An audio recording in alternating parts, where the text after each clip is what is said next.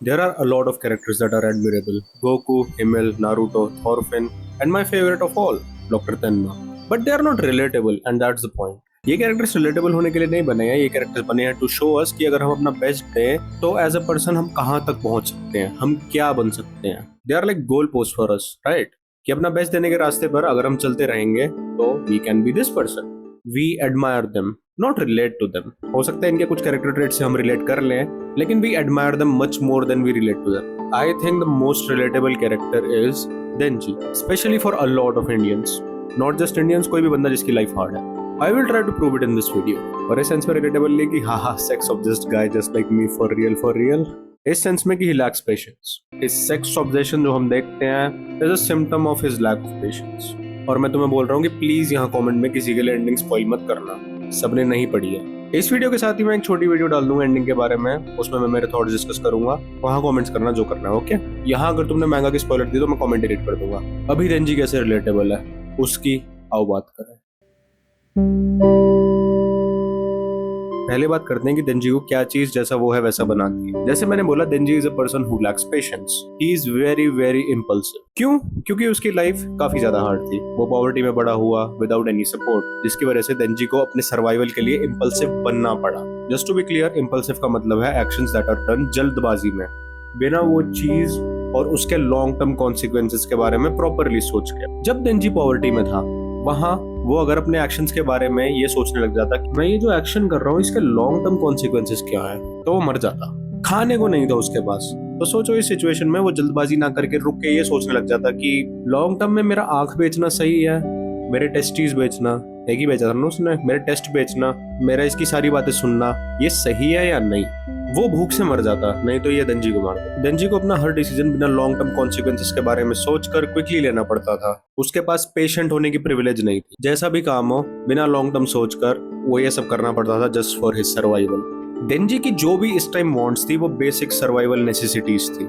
जो भी उसको इस टाइम पर चाहिए था उसको जितना जल्दी हो सके उतना जल्दी नहीं मिलता तो वो मर जाता. और इम्पल्सिविटी या हेस्ट जो देंजी के सर्वाइवल के लिए बहुत जरूरी थी वो देंजी में बढ़ती चली गई. He became a highly impulsive person, और यही चीज ने, इसी जल्दबाजी ने इसको जिंदा रखा. Then suddenly his life changed. वो पॉवर्टी से निकला, लेकिन जितनी जल्दी उसकी लाइफ चेंज हो गई, वो उस लाइफ से बाहर आया, उसका मेंटल फ्रेमवर्क जो सालों से बना है वो उतना जल्दी तो चेंज होने नहीं वाला था. उसमें तो टाइम लगता ही है. तो भले ही वो पॉवर्टी से बाहर आ गया हो, इम्पल्सिविटी, जल्दबाजी उसमें रह गई, लेकिन अब उसको बेसिक सर्वाइवल की चिंता तो थी नहीं. भूखा नहीं था वो. हर टाइम देंजी को ये नहीं सोचना पड़ता था कि मैं खुद को जिंदा ही कैसे रखूंगा. These were not his wants anymore, they were being fulfilled. और फिर देंजी का ये इम्पल्सिव नेचर, ये जल्दबाजी वाला नेचर शिफ्ट हुआ towards his new wants, his sexual and romantic wants. Denji unknowingly trained था अपनी हर एक वांट्स को जल्दी से जल्दी पूरा करने में, without thinking about the decisions he is taking. That's why he survived. उसको जब खाना चाहिए था, अगर वो इस वांट को जितना जल्दी हो सकता है उतना जल्दी पूरा नहीं करता, ही wouldn't have survived.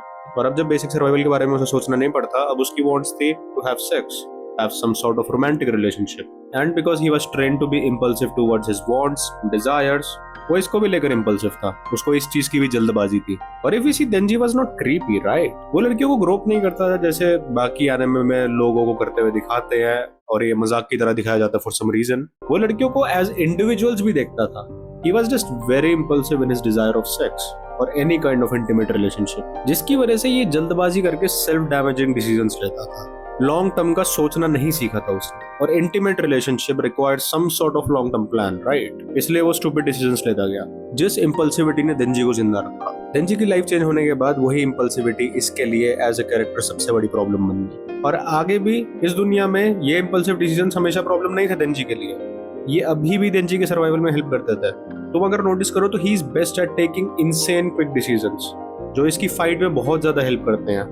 Eternity devil के साथ कूद जाना, हाईली इंपल्सिव डिसीजन. इसके बारे में अगर तुम लॉन्ग टर्म सोचो तो सोचते ही रहो. Denji took that decision fast and made it work. Reze को लेकर ओशन में डूबो, impulsive, he took that decision quick, made it work. But यही हाई इंपल्सिविटी जो देंजी के सर्वाइवल में हेल्प करती है as a character, as a person, यही चीज इसकी सबसे बड़ी प्रॉब्लम है. और ये चीज हाई इंपल्सिविटी देंजी को रिलेटेबल बनाती है फॉर मोस्ट ऑफ अस.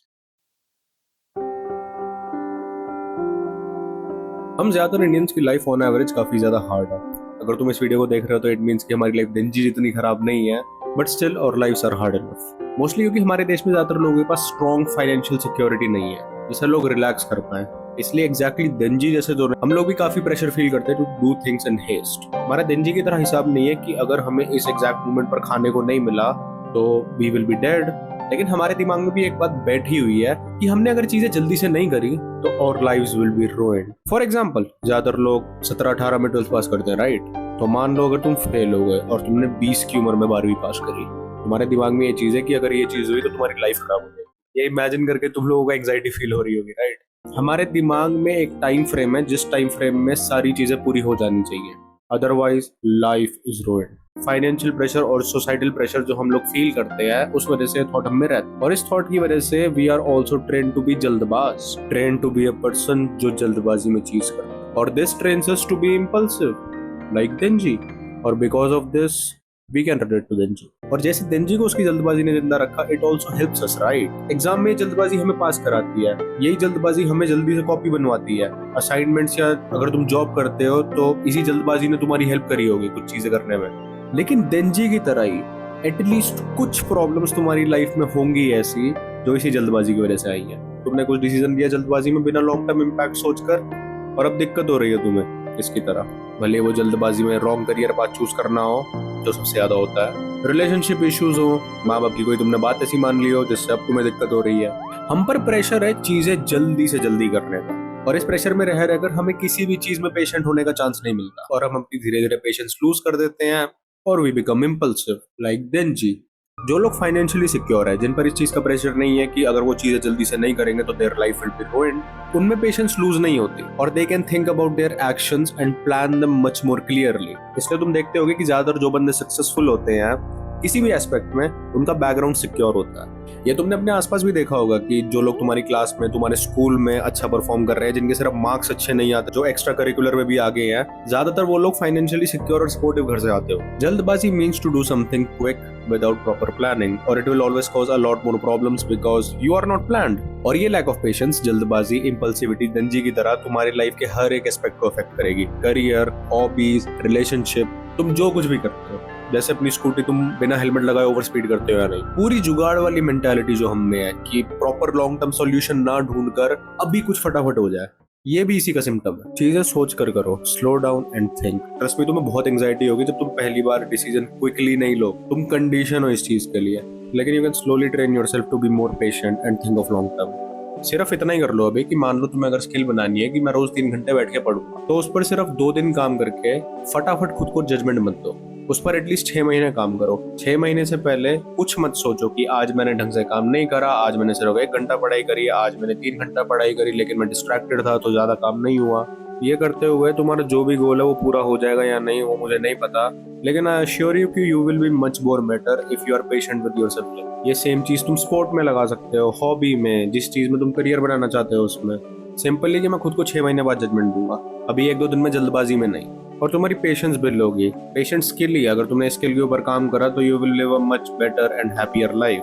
वरना देंजी वाला हाल रहेगा कि जल्दबाजी में डिसीजन लेकर तुम काम चलाओ जिंदगी तो जी रहे हो, लेकिन फिर 10 दिक्कतें उसी वजह से ही आ रही है। ओके, ये थी मेरी video why Denji is relatable to us. I hope मैं चीज़ों को अच्छे से एक्सप्लेन कर पाया हूँ और तुम्हें एक नया पर्सपेक्टिव दे पाया हूँ कि why you should work on being more patient. और अब तुम थोड़ा और क्लियरली फिगर आउट कर पाओगे कि जो चीज़ें तुम जल्दबाजी में करते हो वो शॉर्ट टर्म में तो काम निकलवा देती है, लेकिन लॉन्ग टर्म में उससे क्या क्या दिक्कतें आ सकती हैं। And you won't be in a cycle like this guy. जिन्होंने मांगा पढ़ी है उनको पता है कि इसकी इम्पल्सिविटी से ही आगे इसको कितनी और प्रॉब्लम्स आती हैं। और मांगा पढ़ी है तो इसी के साथ वीडियो दूसरी अपलोड हो रही है, वो देख लो। वीडियो पसंद आई तो लाइक और शेयर, एक लाइक और काफी सारे शेयर। कमेंट्स में अपने विचार दो, और अगर ऐसा कंटेंट पसंद है तो कंसिडर सब्सक्राइबिंग प्लीज। वीडियो देखने के लिए धन्यवाद।